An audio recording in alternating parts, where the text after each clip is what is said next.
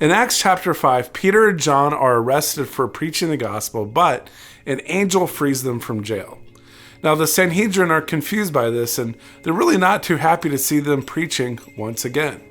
So, Gamaliel, who was a respected Jewish leader and a mentor to Saul, who eventually became Paul, stood up and talked about how there have been many people who have claimed to be the Messiah.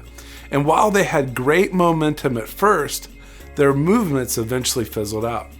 And he mentions two guys in particular, Theudas and also Judas the Galilean. So, who were these guys?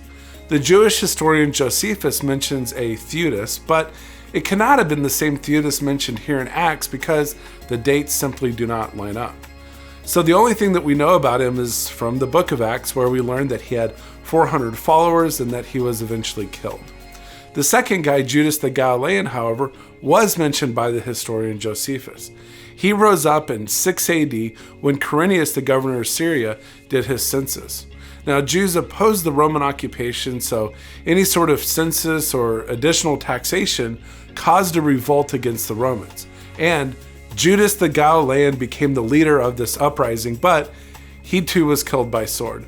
Now, notice that these false messiahs led a violent revolution against the Romans, and compare that to what Jesus did.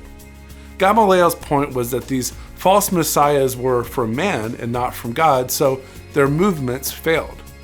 Now, if Jesus' movement is God ordained, it will sustain.